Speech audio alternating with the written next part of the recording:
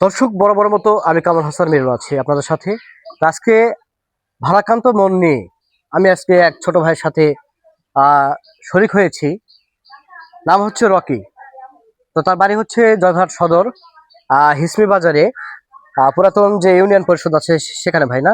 সেখানে তো আসলে রকি ভাই কিন্তু অ্যাক্সিডেন্ট করে সে কিন্তু আজকে প্রায় প্রতিবন্ধী।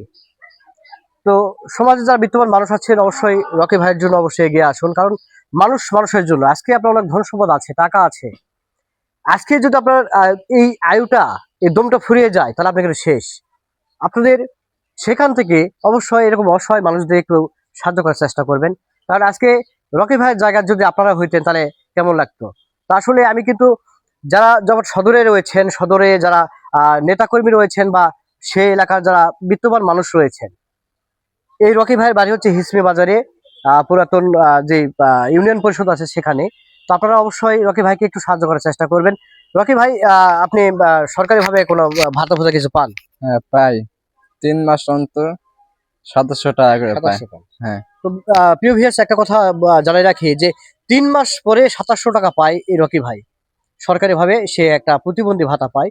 তো 2700 টাকা দিয়ে 3 মাস কিন্তু একটা মানুষ চলতে পারে না, কারণ রকি ভাই কিন্তু বাবা আছে, মা আছে, সে বাবা নেই। বাবা নাই না, মা আছে। মা মা আছে, রকি ভাই আছে, বা ভাই বোন দেখতে পাচ্ছ ভাই। ছোট একটা বোন আছে। তো ছোট একটা বোন আছে। তাদের আসলে একটা যখন কারো কিছু থাকে না, সেই সময় কিন্তু আসলে অভাবটা আরো বেশি কিন্তু মানুষকে আঁকড়ে ধরে।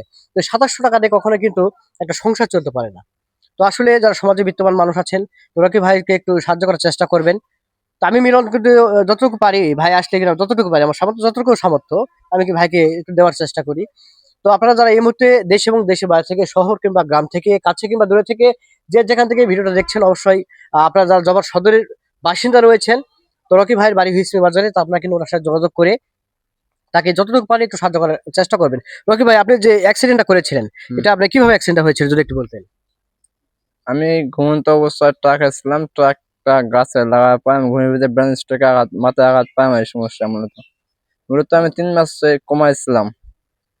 তো আল্লাহ আমাকে আমাকে একটা নতুন হায়াত দান করেছেন। এই পর্যন্তই ভাই। তো একটা কথা আপনারা শুনলেন যে সে কিন্তু 3 মাস কিন্তু কোমায় ছিল। তো রকি ভাই, আপনি কি সেই টাকের কিন্তু হেল্পার ছিলেন?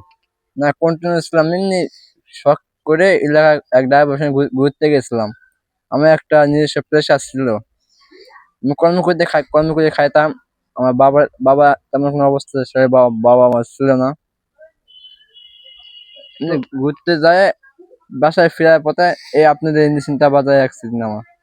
তো আপনারা শুনলেন যে রকি ভাই কিন্তু আগে কিন্তু কর্ম করে খাইতো। তো এখন যে উনি কিন্তু শারীরিক প্রতিবন্ধী, কিন্তু বর্তমান সে সেভাবে হাঁটাচলা করতে পারে না। তো একটা মানুষের কিন্তু ইচ্ছে করে কখনো কিন্তু কার কাছে হাত পাতায় না, কষ্টে কিন্তু, অভাবের তাড়নায় কিন্তু মানুষ কিন্তু মানুষের কাছে হাত বাড়ায়। তো আপনাদের কাছে বিনীত অনুরোধ রাখলাম যে আপনারা যাওয়ার সদরের যারা নেতাকর্মী রয়েছেন বা বিত্তবান মানুষ রয়েছেন, আপনারা আপনাদের সামর্থ্য অনুযায়ী তাকে একটু যদি আপনি হেল্প করেন, আপনাদের জন্য একটা পরিবার সচ্ছলভাবে চলতে পারে। আজকে সবার সুস্বাস্থ্য এবং দীর্ঘ কামনা করে আজকের মতো আমি কামরুল হাসান মিনা বিদায় নিচ্ছি। সব ভালো থাকবেন, সুস্থ থাকবেন। আসসালামু আলাইকুম রহমতুল্লাহ।